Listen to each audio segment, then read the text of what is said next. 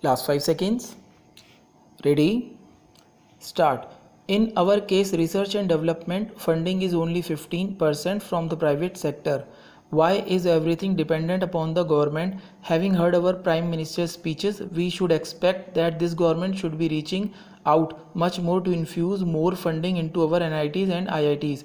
When we lost our position in the government, we were working on research and innovation bill which would have allowed the setting up of some 14 universities purely for research and innovation, including in the private sector, for funding on a PPP mode or even on a sole ownership mode. Please look at that bill again and see if we would like to revive it. The honest truth is your diagnosis is right that we need more innovation, we need more research, but we are yet to see a convincing prescription for the diagnosis. You also need to prescribe a solution that takes into account these ideas, considering that the NIT in Andhra Pradesh has already been functioning for 1 year. I have to say to you, Mr. Minister, that even its website does not inspire confidence. Please have a look at it. For example, the section on faculty has just 2 lines. You are saying that faculty for the new institute will be taken initially under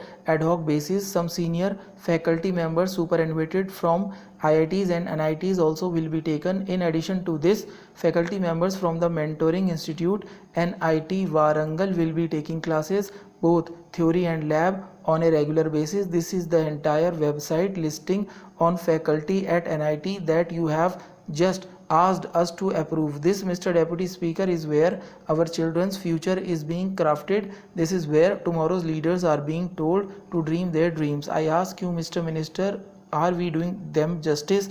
Is it any wonder about that 82% of our country's engineering graduates are ending up in professions that do not require an engineering degree? What is the government doing to align the establishment of educational institutions like this NIT that we are approving today with market research, so that we know what employers are looking for before we push our children through an engineering degree? Let us see what they want.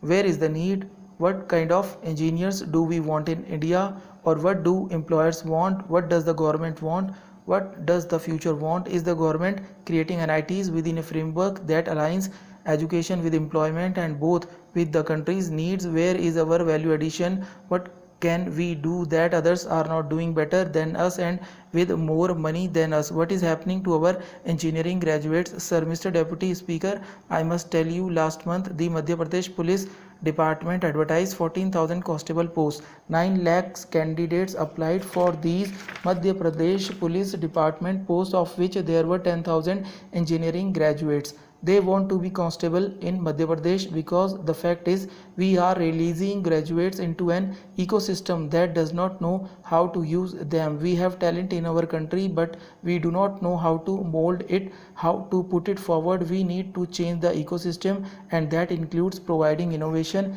including incentives. I was very interested to learn from Professor Mashlekar that he is now giving out of his own money an annual prize for innovation. I know you know him well. The prize in the first year was won by a young man who actually targeted a real need in our country. As you know, we have something like 15 million people who go blind because of preventable blindness. Most of this could be prevented by a simple eye test for glaucoma early on, so that they can catch in time. For that you need drops which will dilate your eyes, and you cannot see clearly for the rest of the day or for several hours.